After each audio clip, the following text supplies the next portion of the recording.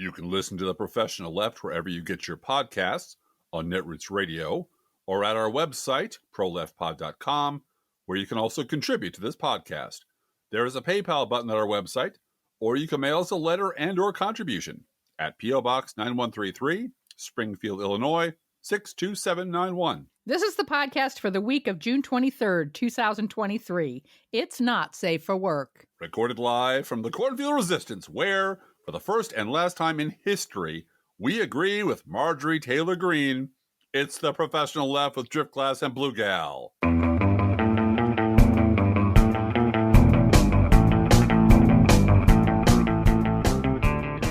Hey, Blue Gal.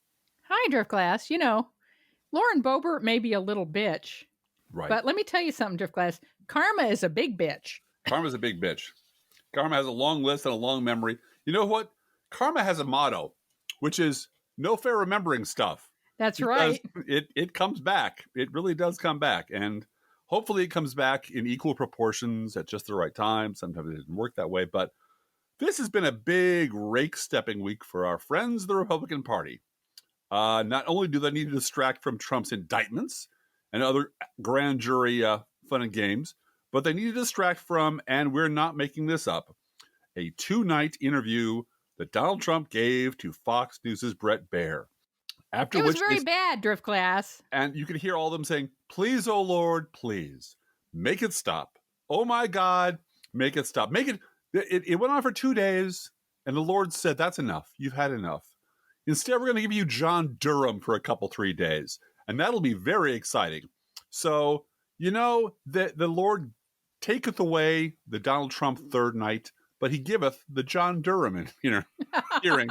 So yeah. It really was this sort of continuous stream of, if you were just watching as a disinterested party, who are these brain-damaged, lying fucks, and why would anyone in their right mind vote for them?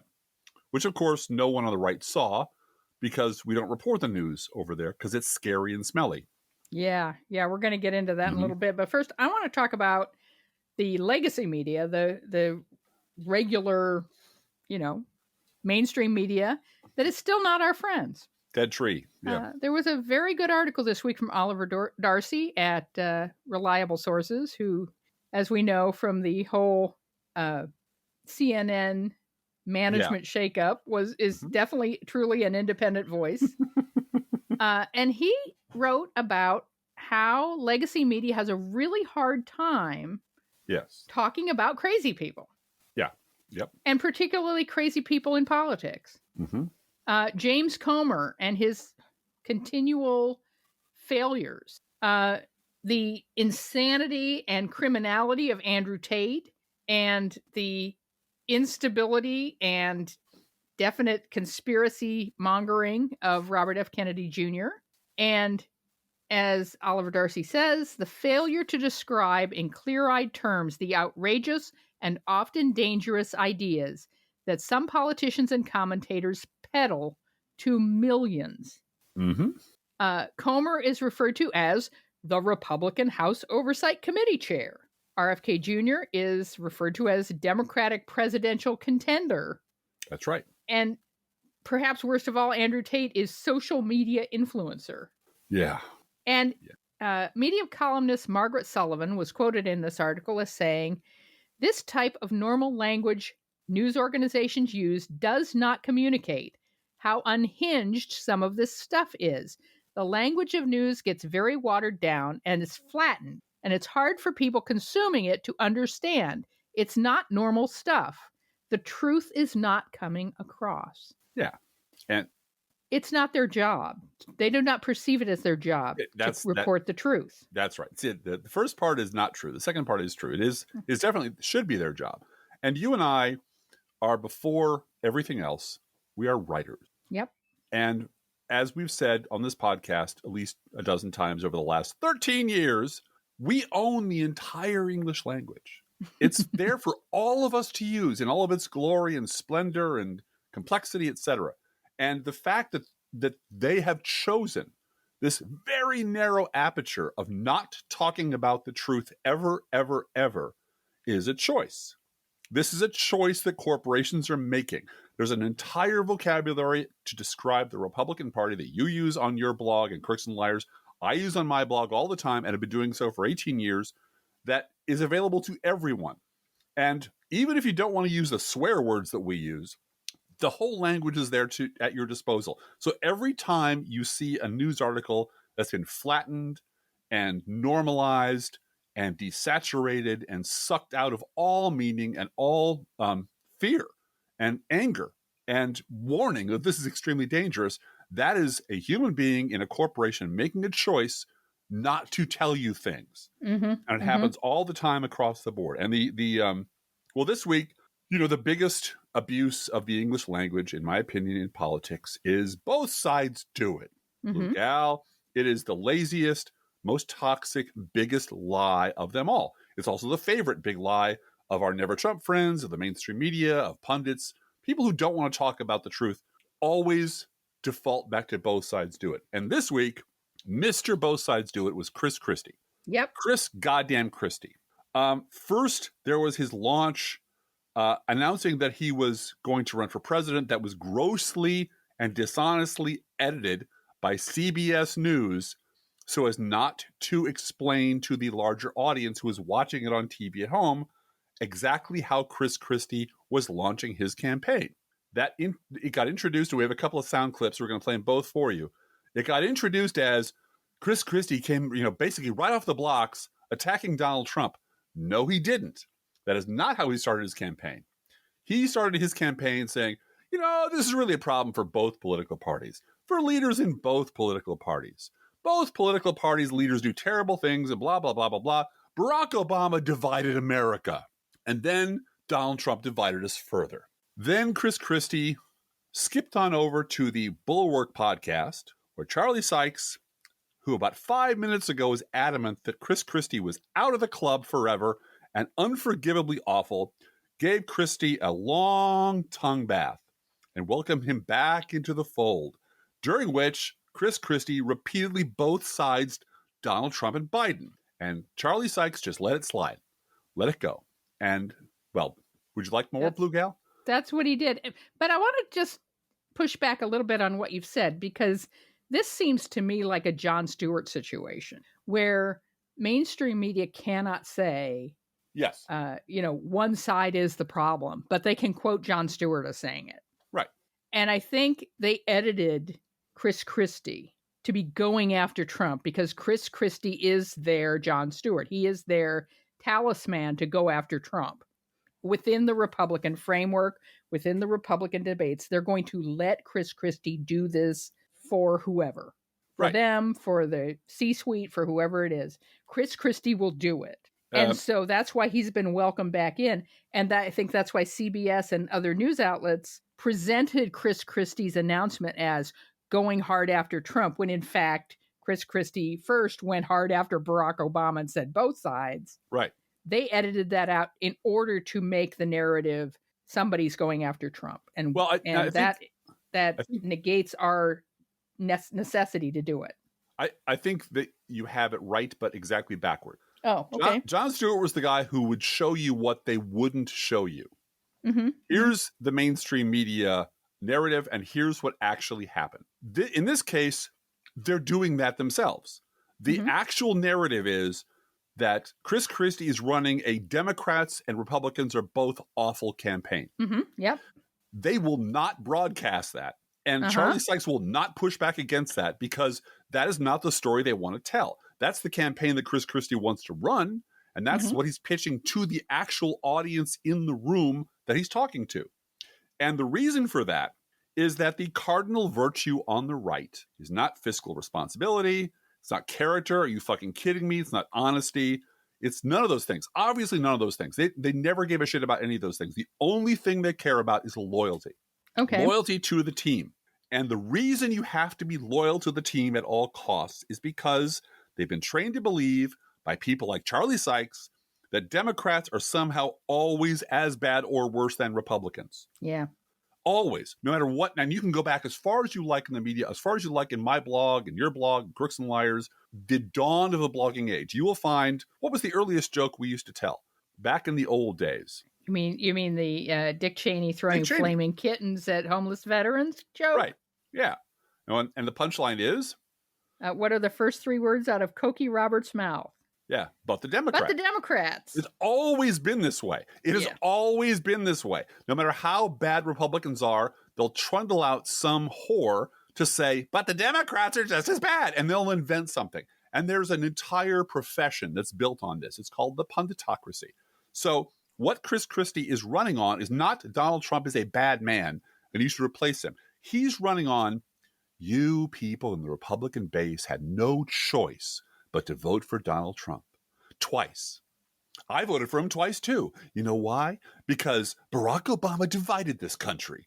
That's why. And you know why? Because Hillary Clinton was worse than Donald Trump. That's why. And I won't vote for Biden, didn't vote for him, and won't vote for him in the future. Why? Because he's a feeble-minded Marxist who's gone so far left, I could not vote for him. That's what he told Charlie Sykes. Yep. He said, look, let's suppose it's not you and Biden. Suppose it's Trump and Biden. Would you vote for Biden? And Chris Christie says, no, can't vote for him. He's too far left. He's a crazy lefty. He's a doddering old man, crazy lefty. So Chris Christie is not running against Trump. He's running against both sides, Blue Gal, because both sides are equally bad. And the people in the media at CBS, I assume Joe Scarborough, and the people who swore they would not let Chris Christie back in the tent are now letting him back in the tent and letting him run this bullshit campaign. I have no objection to someone running against Donald Trump as a bad man and vote for me. I have enormous objection to people who let that asshole get away with blaming me for a bunch of racists voting for Donald Trump twice. That is had nothing to do with me. It has nothing to do with the left. It has nothing to do with Barack Obama or Hillary Clinton or Joe Biden. It has to do with the GOP base being a shit pile of bigots and imbeciles. Christie knows it. Sykes knows it. CBS News knows it. They all know it. It's like all of those CNN Trump voter panels never existed, Glass. Well, and really, if you think about it, it's the Tea Party all over again. Yeah. It's not your fault that any of this happened. You weren't to blame. Just call yourself an independent now. Yeah, go be an independent. You were forced by those evil Democrats because they ran such bad candidates that you could never vote for. You were forced to vote for Donald Trump. But now I'm here. Your savior, Chris Christie, who will be just as big an asshole and is just as destructive and just as racist as Donald Trump, but I won't embarrass you by taking home boxes full of documents or paying off porn stars. That stuff I won't do. I'll do all the other stuff that you like. He literally said that. I mean, he literally said that. Yeah. And that's his campaign. His campaign is not Donald Trump's bad. It's that both sides are bad. And I'm your salvation. I'm your savior. And the only way you get away with that is if people in the media let him get away with it. And they're doing it. They're doing it again. They keep doing it. And every time you let people on the right play this game, you end up with a monster like Trump or someone worse.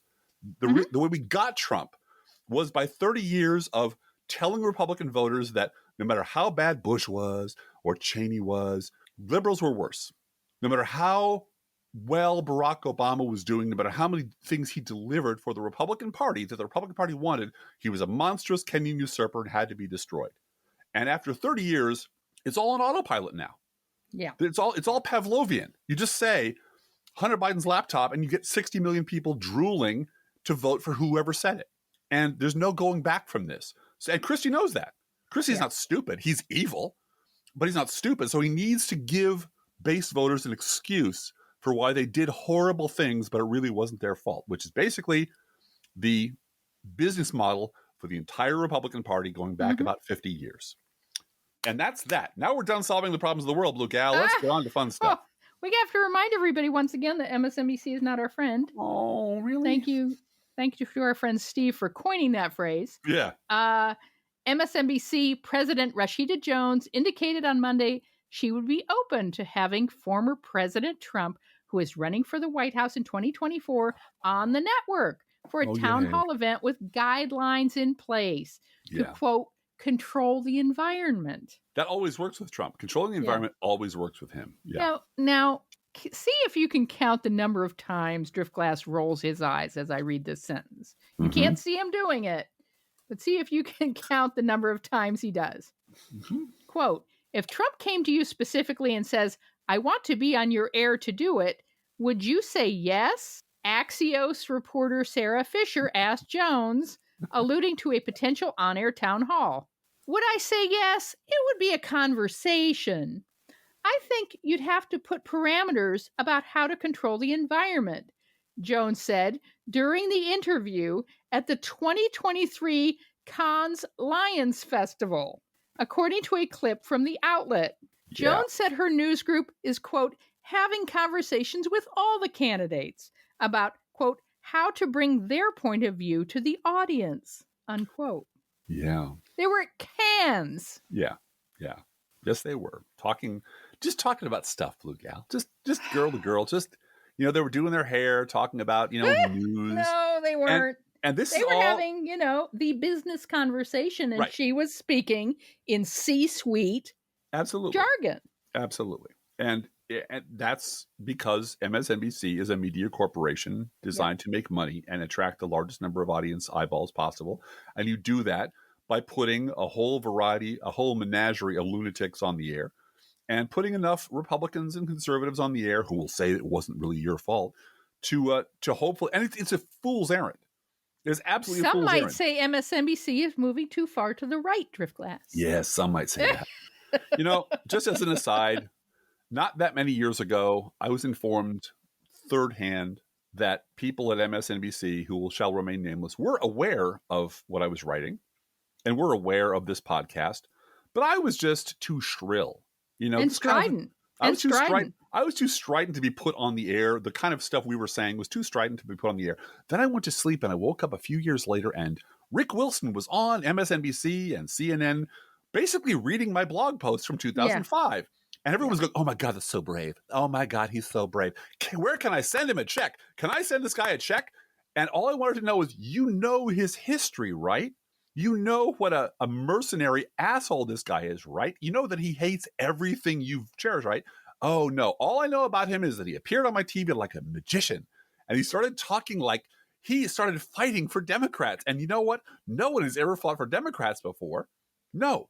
Lots of people have fought for Democrats before. We couldn't get on the TV because of people like President Rashida Jones, corporate people who decided that what we had to say about the truth in American politics was too strident to be presented to an audience that didn't want to hear it. So, as an aside, speaking of strident, I cannot emphasize enough how much the beloved Keith Olbermann has gone full Driftglass this week. He has. He listens to this podcast, I swear. He must read your blog, because using the word whore in the title of his podcast today. Gotta warn him about that. I laughed and laughed and laughed. Like, Keith Olbermann is using words that got Driftglass banned from Twitter. He is. Like cisgender and cis. No, those are recent additions. Not those words. No. Yeah. No. If That's you want a to know, slur on Twitter, Driftglass. Don't do that. And you know what? Over on Blue Sky, saying Elon Musk is a slur. Oh, yeah, absolutely. And the punishment is you have to go back to Twitter. Oh, no. Don't send me back to Twitter. That's terrible. I can't get on Blue Sky yet. You don't have any invitations to invite me on. Oh, don't I? Oh, you do? You know what? Why haven't I got an invitation? Are you saving it for my birthday? I was going to save it for your birthday. That's your birthday gift to me as an invitation to Blue Sky. I got it. It cost me a fortune, Blue Gal. But I don't know how to gift wrap such a thing. By the way, there are some things that just make Driftglass very, very tired. And I try to avoid them. And then I go out and do like work on the deck, and that makes me feel good. But I am the first person in our house to say, when something comes up in conversation, who said that? Oh, was it some asshole on Twitter? Oh, then I roll my eyes and I'll walk away because I don't care what some asshole on Twitter has to say. Right. But there is a persistent class of person on Twitter that create rabbit holes down which I go further than I should. And I go down these rabbit holes and they just exhaust me. And they are people like, I'm not picking on this guy. He's a podcaster, but he's a podcaster who clearly wants to be Joe Scarborough. It's Mark Romano. Yes, he does. And Mark Romano, and there's a whole bunch of comments after this, and I'm not going to bore you with it, but this is really typical. I was a Republican for my entire life until Donald Trump took over the party. I'm still utterly amazed, in the worst way possible, by what has happened to my former party. It is still hard to believe. I never thought I would see such a thing in my lifetime. Okay. That is right out of Joe Scarborough's chapbook. Yeah. Absolutely. And it follows an entire like commentary trail of people going, you know what? It used to be about the music, man. You know, whatever happened to you, man? And I want to sit down with him in a large drum circle and say, okay, when the talking stick comes to me, I will explain to you exactly how your party got to be this way. And it has to do with people like you who would not recognize where your party was going. I assume since you're all Republicans here, everyone owns a gun, right? Maybe 5 of them, maybe 20 of them. So as gun owners, do you understand the concept of trajectory? That when you fire a bullet in that direction over there, this is the path it's going to take. And it's going to arrive at a destination based on velocity and wind speed and direction and those things. Now, do you understand your party has been on a trajectory towards Trump for about 50 years now? And you noticed it once he took over your party, except he didn't take over your party. He didn't take it over. Your party handed him the fucking keys to the car and said, drive me wherever you want. And then 10 million more of you assholes came out of the woodwork in 2020 to vote for him again. Mm-hmm. So this is not Trump's working magic on you. This is your party, the one you created, the one that you have been a part of your, quote, entire adult life, suddenly discovering, as I've said a million times before, the Republican Party is, oh my God, it's full of Republicans. When did that happen? And it goes on and on like that. All the replies, all the comments, all of them are like, yeah, man, whatever happened to the good old days of, you know, Jack Kemp and, I don't know, Elon Musk. No, don't talk about Elon Musk.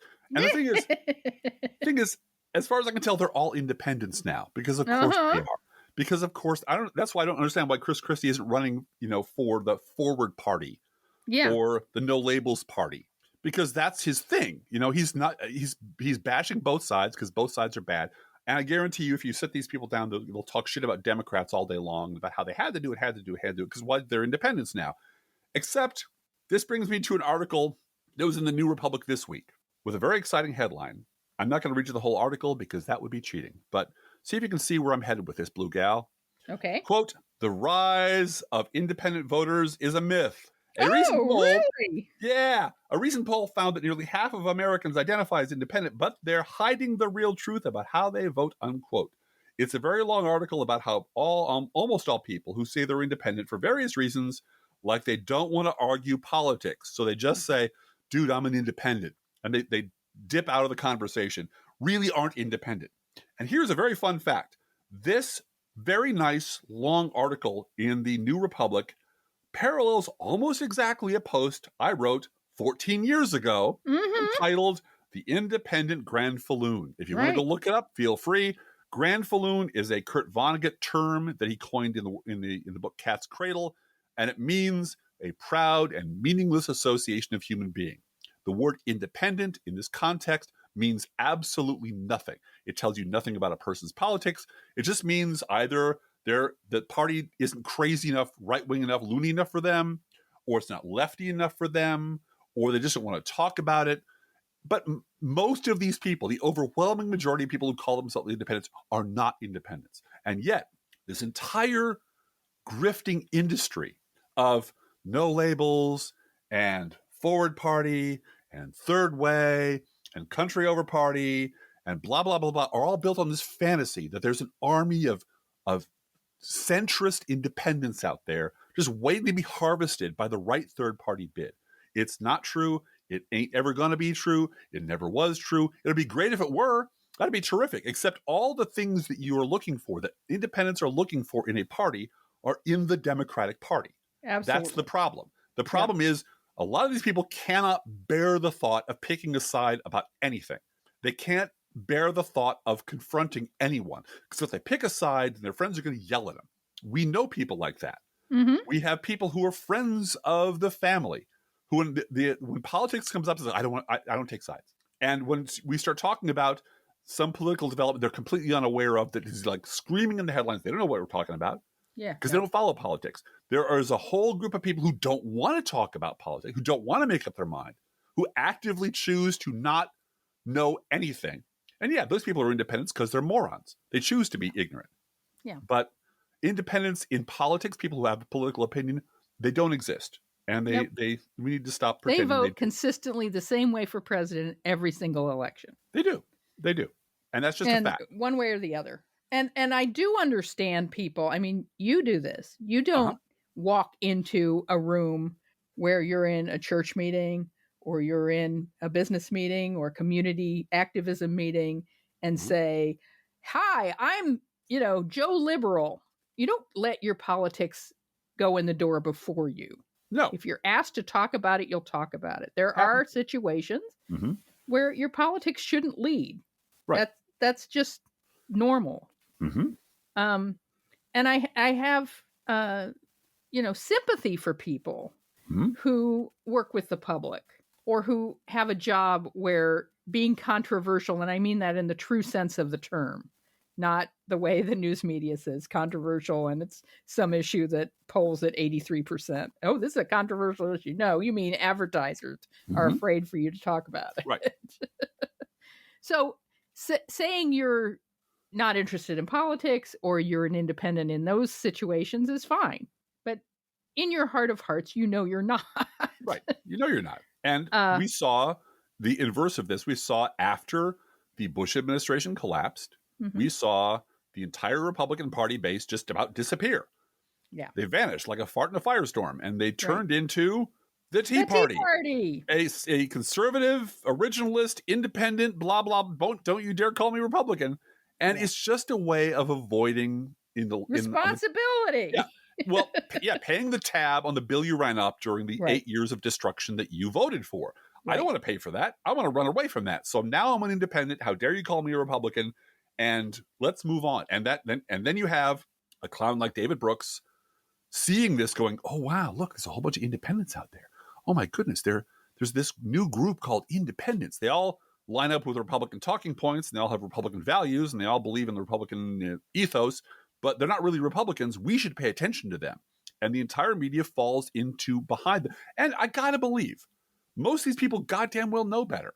But rather than say these are a bunch of cowards and liars who don't want to take responsibility for the shit they did, they go along with the gag. There's this new group called the Tea Party. It's a bunch of people never been in politics before.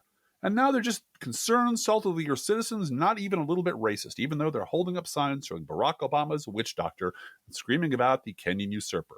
And then... Well, and they're terrified. They're either terrified or too lazy to look up the funding source for some of this propaganda. The fact that Fox News employees went to Tea Party rallies. The fact that Glenn Beck was paid $1 million to pimp the Tea Party on his show. Yep. The fact that there were signs all over Tea Party rallies saying, thank you, Glenn Beck.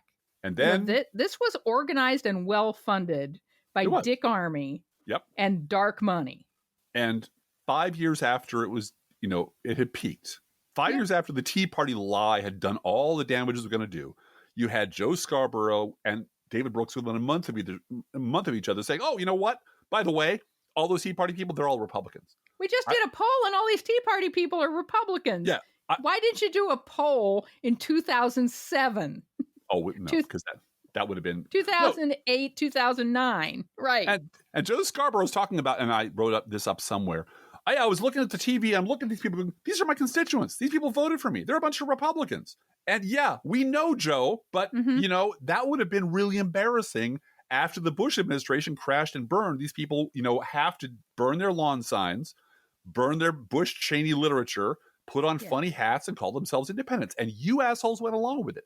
And all the people who said this is all bullshit all got sidelined and all got... But isn't that interesting that I think that's what Chris Licht thought he'd get away with. Oh, yeah. He thought that filling his audience with Trump supporters would be fine and no one would say anything. Sure. And there's enough self-interest among certain Republicans like Chris Sununu, who's not running for president, to say, I know all of these people in the New Hampshire audience. I'm governor of New Hampshire. I'm the chair of the Republican Party. I'm the Republican highest office holder in the state. Yeah. I know all these people are all Trump voters. Yeah. And so it comes out and Chris Licht don't have a job no more. Yeah. Well, he'll show up.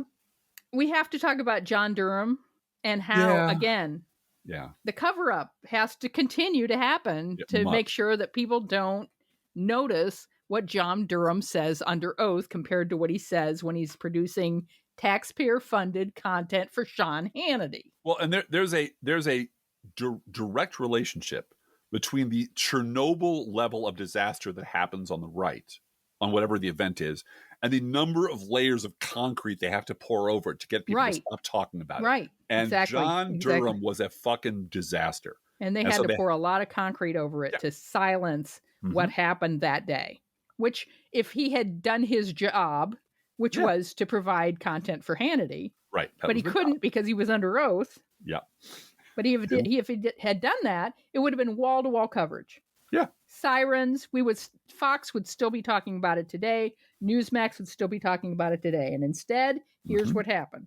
John Durham got filleted by House Democrats, especially Adam Schiff and Eric Swalwell. And here's how it was reported on Newsmax. Yeah. Yesterday, they had still photos of the hearing and a couple of tweets by Jim Jordan and Andy Bigg. That was it. Now, that's the shortcut. That's because they didn't have any preparation for anything. It was like reporting on a fatal 10-car pileup by showing pictures of an auto dealer showroom and a couple of comments about the anti-lock brakes on the new models. Yeah. Yeah, it's shiny new cars. Yeah. Then they had time to put together a package. And in this morning's national report on Newsmax, they did report that, quote, Democrats grilled Durham during yesterday's hearing, while most Republicans applauded his efforts. And Newsmax did not mention at all that Matt Rapey McForehead Gaetz told Durham to his face that he was, quote, part of the cover-up, unquote. Then Newsmax, right after they said that, had on a first-term California Republican, Kevin Kiley, who's been in the House for 5 months, who went on Newsmax to say, blah, blah, blah, Democrats can, quote, continue to sort of grasp for, this discredited idea of collusion. Yeah, yeah. Unquote. Yep. I'm over here grasping. I got something in my hand, Blue Gal. I'm grasping something. It's not collusion. I think he was grasping for it, too. Mm-hmm. They never, ever mentioned that Eric Swalwell asked John Durham during the hearing, do you agree that Russia interfered in the 2016 election? That's a yes or no question. It is. And Durham answered him, and we cannot emphasize this enough, under oath. Under oath, yep. Quote, I agree that there is substantial evidence to support that, unquote. Mm-hmm. The old white Republican men who populate the Newsmax audience will never, ever, ever hear that. Yep. We are so fucked as a nation. Yep. That's what's dividing America, Chris Christie. Mm-hmm. Mm-hmm. Is you won't Newsmax, where they have fled from Fox.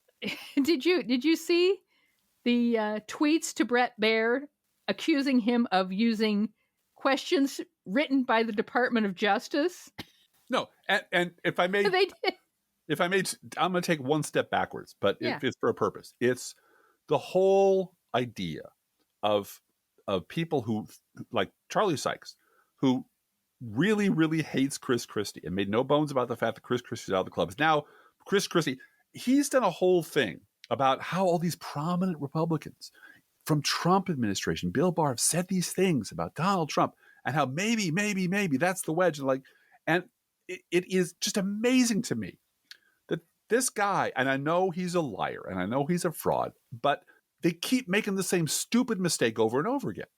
That if you just get a prominent Republican or 2 or 3 or 4, like Mark Milley or a Bill Barr, or even Mike Pence, in a sort of whitewashed kind of, skim milk way to say something mildly disparaging about Donald Trump, then some light bulb is going to go on in the ancient Frigidaire in the brain of some Republicans. No, that's not how this works. And you've watched this happen over and over again, and you fucking will know how this works.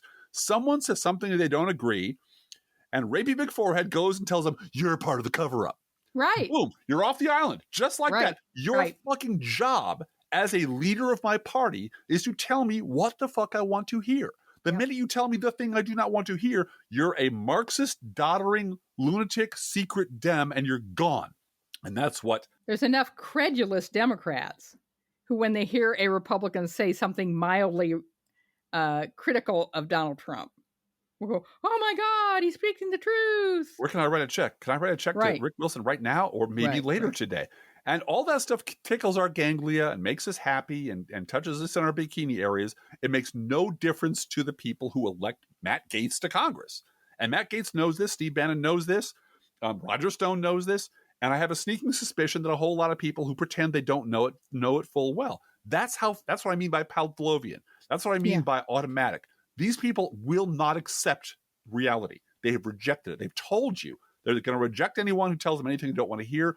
Yeah. Why doesn't that fucking penetrate these people's minds? Because but the only result of that is they wind up eating each other. Oh yeah, because Steve Bannon went after Jim Jordan on his show today. Of course, you remember that Jim Jordan's part of the cover-up, because he didn't shut up all of the Democrats on his committee and tell them they couldn't talk. You remember the story of the chicken farmers from?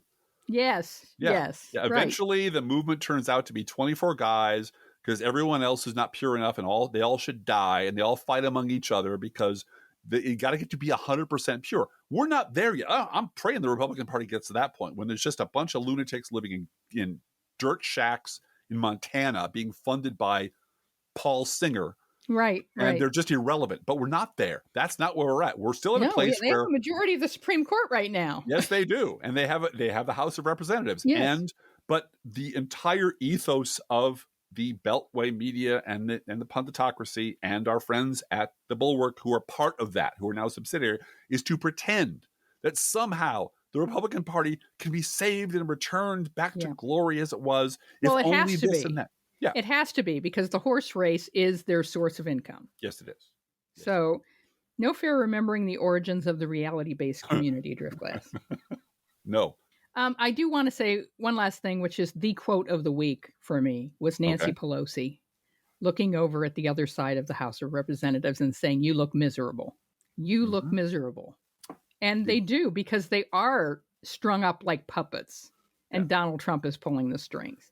She didn't mention WinRed. No. But I'm going to mention WinRed again because it's about the money. Carrie Lake started just a couple of weeks ago, started a political action committee called Save Arizona. And now we find out she's practically moved to Mar-a-Lago.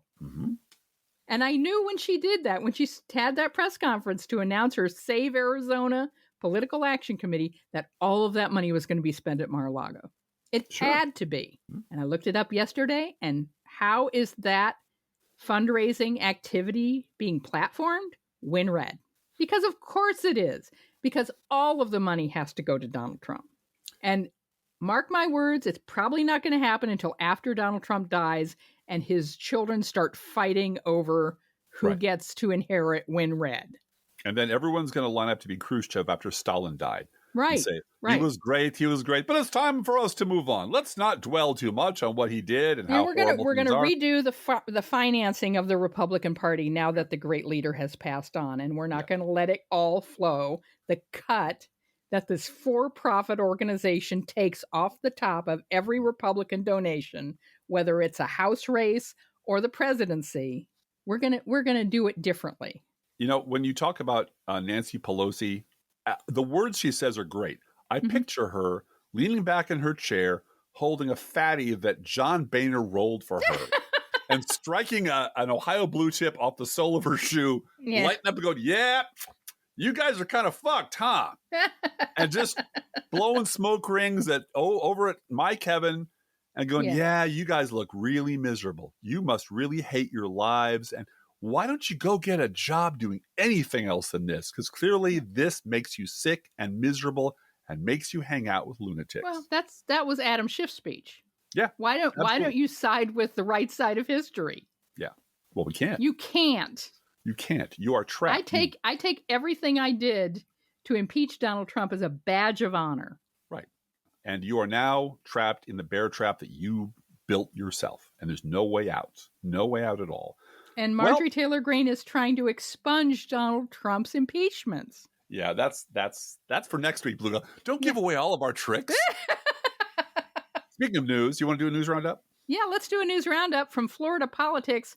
Marco Rubio works transgender bashing into his defense of Donald Trump. Oh, yeah, he's a two-tool player, that Marco Rubio. Quote, "We had a lady or a man who now claims to be a lady, going topless at the White House. Well, if it's a man going topless at the White House, I don't understand you, Marco Rubio. Quote, the next Republican president is going to be under tremendous pressure to bring charges and indict Joe Biden, his family, his crackhead son, whoever, Rubio predicted. The pressure is going to be extraordinary, unquote. The pressure from Newsmax viewers? Yeah. Well, to indict Joe Biden. Yeah. An angry mob, we've learned, moves Republicans to do amazing things. So now, as you know by now from the Washington Post, quote, the FBI resisted opening a probe into Trump's role in January 6th for more than a year in the DOJ's investigation of January 6th. Key justice officials also quashed an early plan for a task force focused on people in Donald Trump's orbit, unquote. It's shameful. And we just did a whole podcast over on No Fair Remembering stuff about Tom DeLay, where he covered this in detail. But it's remarkable how similar it is. It is they do not want to go after powerful Republicans. They will do anything to avoid it, and they will delay and delay and delay until they are embarrassed into doing it. Yeah. And No Fair Remembering stuff, that wherever you get this podcast, it's the previous episode. Yeah. Well, and I do want to mention one other thing about this. That is, I'm convinced the only reason that they opened an investigation was the January 6th committee. Oh, yeah. Put them to shame. Just embarrassed the shit out of them. Yeah. Dragged the evidence out of witnesses, piled it up. Well, they changed the Overton window, too, from really this is politicized. Liz Cheney did do that. She did. She changed the Overton window to where this would look like it was politicized, too. Oh, my God, there's actual crimes here. And we are now safe to go after this because it's actual criminal activity. And the fact that all of the witnesses that Liz Cheney brought to the committee were Republicans. Yeah. Yep. It was not a witch hunt, a Democratic witch hunt. Well, except Liz Cheney was only really interested in going after Trump. She was not interested in going after anybody else because just him and him alone. But I agree that the January 6th committee, all participants of the January 6th committee, and the results of that committee hearing was what forced the Department of Justice and forced Merrick Garland and forced the FBI to do their goddamn jobs. I think it did force them. I think it also opened a window for them to do it. Yeah. At the same time, in their minds. Breaking news, longtime Fox News correspondent at large, Geraldo Rivera, said Wednesday that he has been officially canceled from the cable network's most watched show, and that next week will be his last as a regular rotating panelist on The Five. I love how it went from I quit to I was canceled to I quit again. Yeah. You can't decide. It's such a Geraldo move, you know? And I have some late-breaking Geraldo news myself, which is the last time I noticed this idiot was back when he was blabbing military secrets on camera about Iraq. And as I recall, the time before that was in 1988 when he got his nose broken during a melee on his TV show, when he thought it'd be a really cool idea to put some Klansmen on the same stage as some black civil rights leaders and just, have a lively discussion between them. And the only time before that was when he became unavoidable because he was going to crack open Al Capone's vault, and the people that promoted that thing promoted the shit out of it for weeks in advance. That's all I know about Geraldo freaking Rivera. More breaking news. Former media critic for CNN, Brian Stelter, reported this news as, quote, Geraldo Rivera being the lone liberal on Fox's The Five. Yeah, that's just sad. That is really kind of sad. Come on, Brian. Come on. You know better, Brian. You know. But that Overton window, it's a slippery place, Blue Gal. The White House will continue to use the term MAGA despite the Office of Special Counsel ruling that it's a violation of the Hatch Act, a law that bars federal employees from promoting partisan politics while in their official capacity, like, holding their conventions on the White House lawn or wearing MAGA hats while they're talking as president and representatives of the government, or being Kellyanne Conway any day of the goddamn week, none of which anybody has prosecuted. Quote, while White House officials have repeatedly referred to Republican members in Congress as MAGA Republicans, and they're going to continue doing so because that's who they are. It says so right on their hats. And they call themselves that most of the time. Yeah. Marjorie Taylor Greene called Lauren Boebert a little bitch on the House floor. Really? Yeah. Really? Mm-hmm.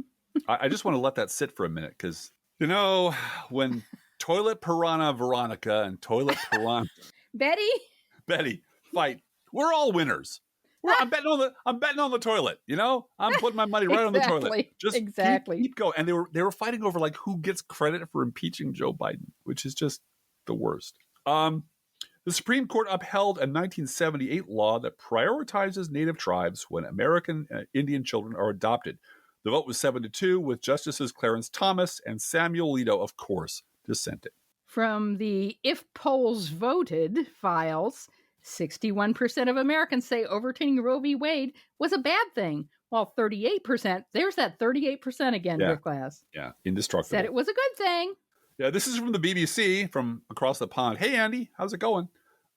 Really cool pictures of our friend Andy running or at the end of a marathon. Yeah, running in a marathon or half marathon. Man. I can't remember which one it was. But he finished, and he sent me a picture of himself at the finish line. Yeah. Fantastic. And that is 100% more marathons than I ever ran or ever will 100% run, more marathons than I've ever run to. Again, from the Beebs, Twitter pulls out of voluntary EU disinformation code. Twitter has pulled out of the European Union's voluntary code to fight disinformation, the EU has said. Thierry Breton, who is the EU's internal market commissioner, announced the news on Twitter, but warned the firm's new laws would force compliance. Quote, obligations remain. You can run, but you can't hide, he said. I like that. I like that about him. Twitter will be legally required to fight disinformation in the EU from the 25th of August, he said, adding, quote, our teams will be ready for enforcement. Twitter has not confirmed its stance on the code or responded to a request for comment. They don't have any programmers there who can respond. That's the problem. And they're probably going to get banned from Europe. Good. If Elon Musk remains in charge. They definitely will. Good. This story, I just can't. Sam Alito responds to new ProPublica expose by whining in the Wall Street Journal. Uh-huh. The justice goes running to the Wall Street Journal, and now we know who leaked to the Wall Street Journal about Roe v. Wade. Uh-huh. And he went there for crisis management again. The headline, Justice Alito refutes ProPublica report that he took a luxury trip with a billionaire before ProPublica said that. Right. I didn't kill that hooker. No, don't look in the trunk. Whatever you do, don't look in the trunk. Because it's not that. Yeah. In the article in the Wall Street Journal, he does not dispute that he took the trip, just that he didn't know this fishy businessman had business before the court and wouldn't have to recuse anyway because Sam fucking Alito reasons. That's right. And besides, Leonard Leo is a friend of ours, not a friend of mine. Well, he was right. The article was wrong. He didn't take a luxury trip with a billionaire. He took a luxury trip with 2 billionaires. Uh-huh. You see, so they're just ProPublica. You can't trust them.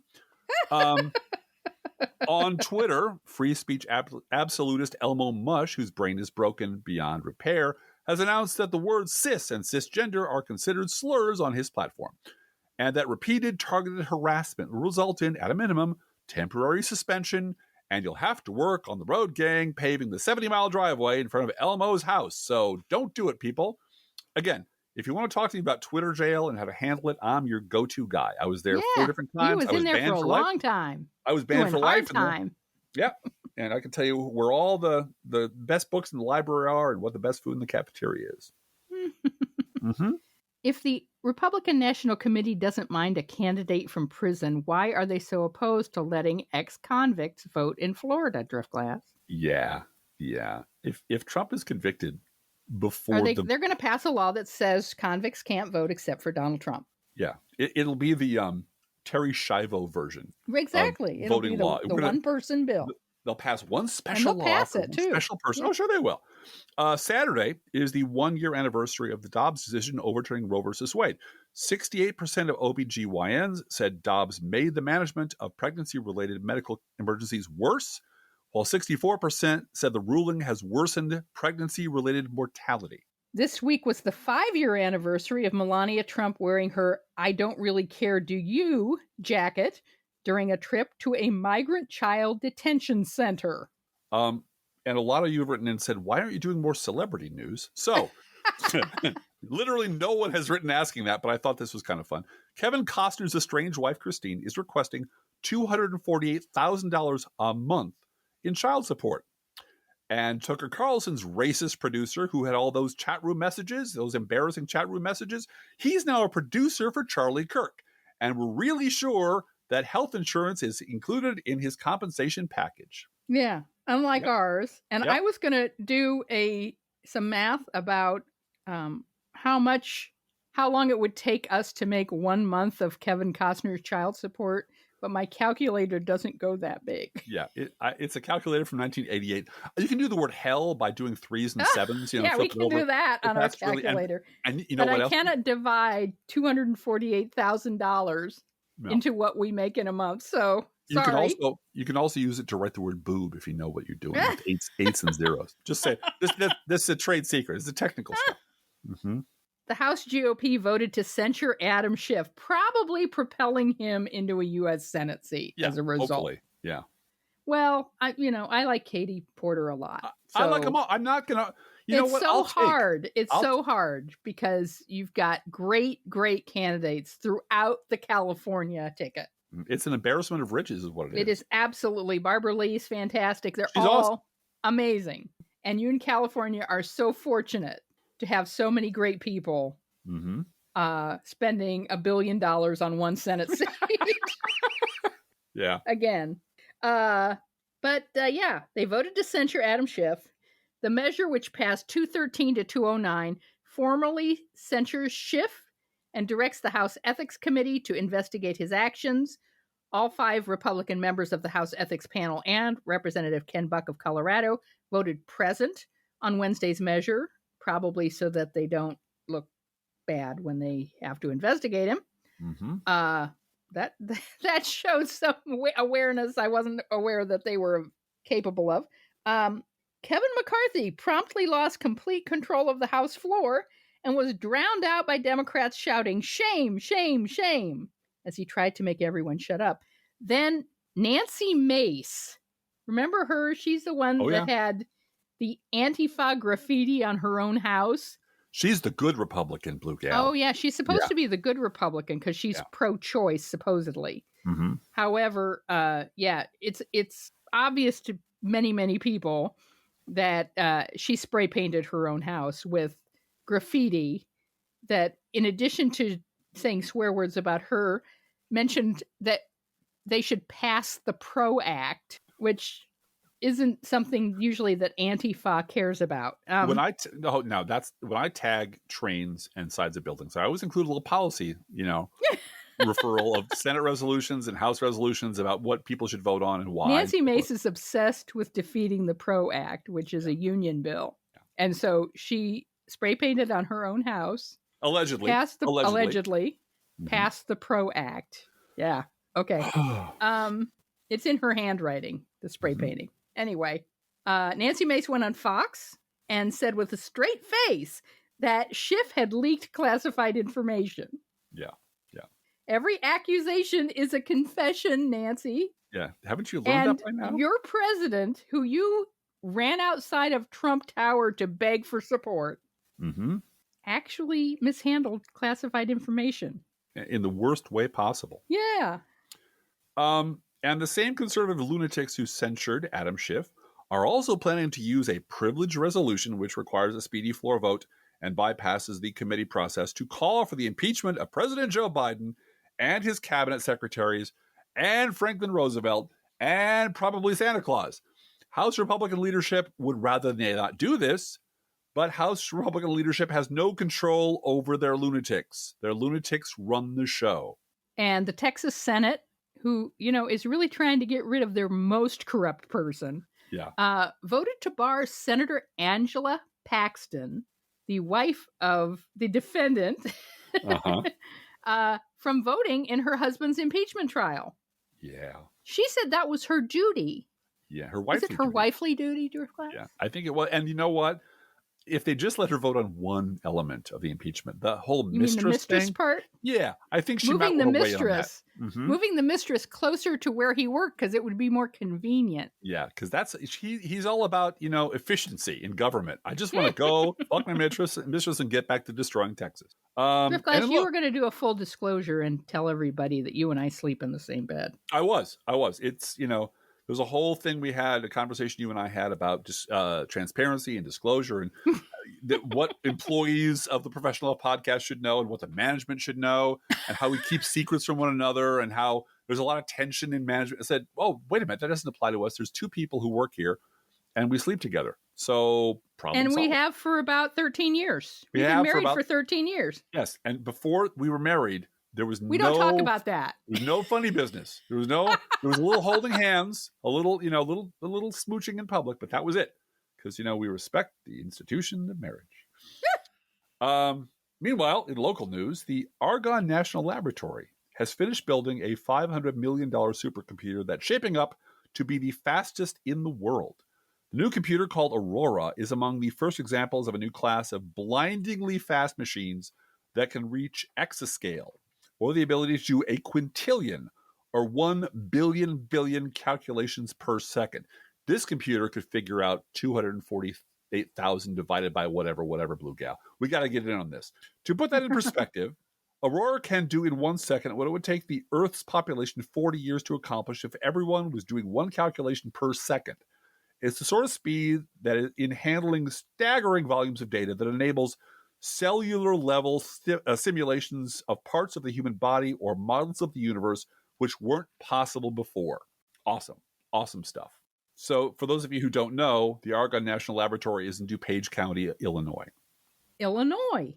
Yes. And this is from the Illinois Comptroller, Susan Mendoza, who I have met, and she is awesome.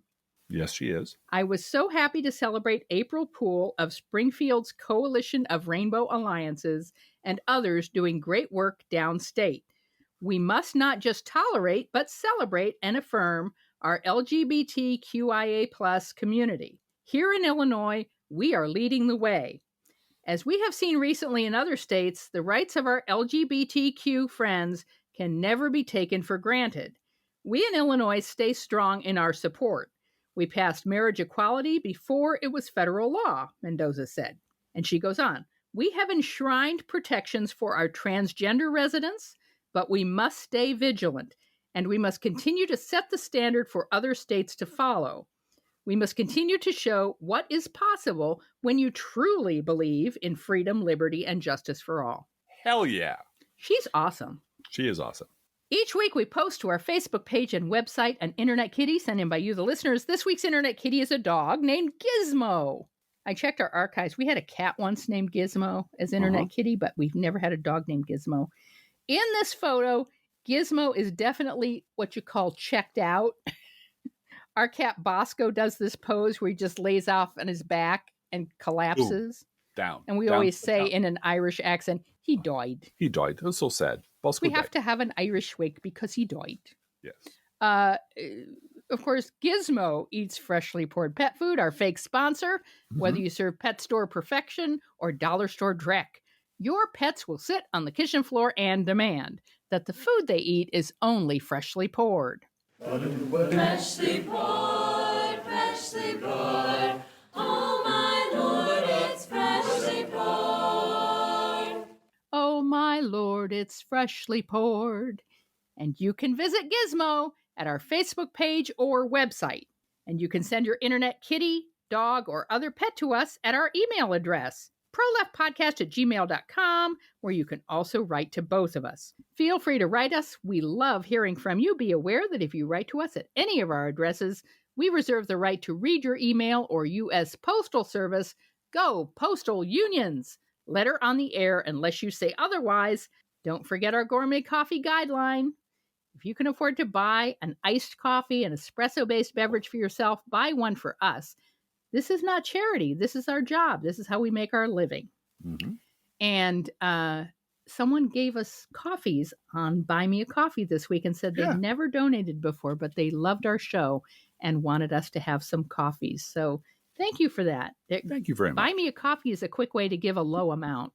You can give us multiple coffees if you want, but if your budget's tight and you just want to say thank you for the show, here's $4 or $5, you can do that at Buy Me a Coffee. And that link is at our website, proleftpod.com. Please share our show on social media. And if you love this podcast, please get someone else to listen to. And thank you for doing that. Hey, Driftglass, how are the Internet Kitties doing this week? Well, Blue Gal, the Internet Kitties wish to announce that in the Elon Musk, Mark Zuckerberg cage match, the Internet Kitties are rooting for the cage. Let's think about living. Think about living. Just think about loving. Think about loving. Let's think about the hooping and the hopping and the popping and the loving, lovey-dovey. Lovey-dovey-dovey. Let's forget about the whine and the crying, the shooting and the dying, and the fellow with the switchblade knife. Let's think about living. Let's think about life. A Professional Left podcast is recorded under a Creative Commons license. Copyright 2023 DGBG Productions.